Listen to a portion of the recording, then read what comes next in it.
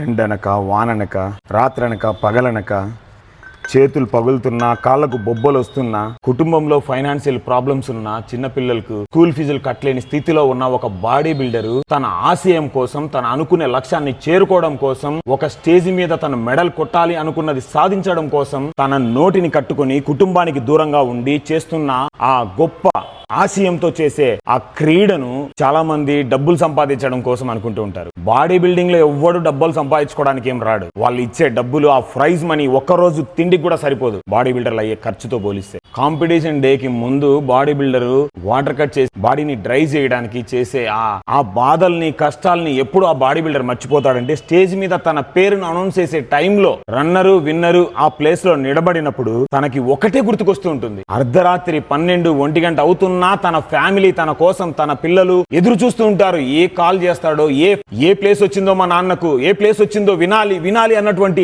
ఆ మాటను తన కూతురికి తన కొడుకు తన ఫ్యామిలీకి చెప్పడానికి ఆ ప్లేస్ కోసం ఎదురు చూస్తుంటాడు. ఎప్పుడైతే గోల్డ్ మెడల్ అనౌన్స్ చేస్తారో ఆ క్షణంలో తన మొహంలో ఉండే ఆనందం, తన పడిన బాధ, తన వెనకాల ఉండే కష్టం అంతటిని మర్చిపోయి ఒక్కసారిగా ఎంత సంతోషంగా ఉంటాడో ఒక బాడీ బిల్డర్ కి మాత్రమే తెలుసు. కొన్ని వేల రూపాయలు లక్షల రూపాయలు ఖర్చు పెట్టుకుని కుటుంబానికి ఎంతో దూరంగా ఉంటూ ఆ క్రీడను చేస్తూ ఉంటే చేతగాని కొంతమంది స్టేజ్ కింది నుంచి ఏమంటారు తెలుసా? వాడు నానాకటి వాడి ఆ బాడీ వచ్చిందిరా.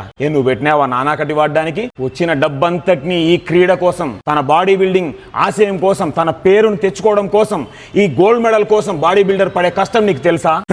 ఒక చిన్న మాట అంటే సరిపోతుందని చెప్పేసి నానాకటి వాడి నీకు చేయడం చేత కాక ఒక బాడీ బిల్డర్ను మాట్లాడడం నీ చేతగానితనం.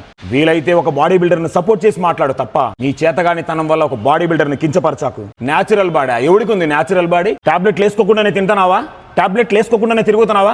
టాబ్లెట్లు వేసుకోకుండానే బతుకుతున్నావా? ఈ రోజు నువ్వు తినే తిండిలో కెమికల్ లేకుండా ఉందా? ఒక బాడీ బిల్డర్ను మాట్లాడే ముందు నువ్వు తినే తిండి దగ్గర నుంచి నువ్వు వాడే మందుల వరకు ప్రతిదీ నువ్వు గుర్తుపెట్టుకొని మాట్లాడు. అలా నానాకటి వాడితేనే బాడీ వస్తుందా? ఎంత కష్టం ఉంటుంది, ఎంత వెయిట్ వేయాలి, ఎంత కష్టంతో చేస్తామో మీకు తెలుసా? బాడీ బిల్డింగ్ కాంపిటీషన్ డే ముందు కొన్ని రోజుల ముందు ఎండలో పడుకుంటూ నీళ్ళని ఆపి ఎంత కష్టపడితే బాడీ బిల్డర్ అవుతాడో నీకు తెలుసా? చిన్న మాట ఒకటి వదిలితే సరిపోతుందని చెప్పేసి మాట్లాడుతుంటారు కొంతమంది. అలాంటి వారిని మాట్లాడకూడదని దయచేసి ఇక మీదటైనా ఒక బాడీ బిల్డర్ ని మీరు గౌరవిస్తూ చూడాల్సిందిగా కోరుకుంటూ, మీకు నచ్చితే ఈ వీడియోని లైక్ చేయండి, మీ ఫ్రెండ్స్ కి షేర్ చేయండి, ఈ ఛానల్ ను సబ్స్క్రైబ్ చేయండి. Thank you.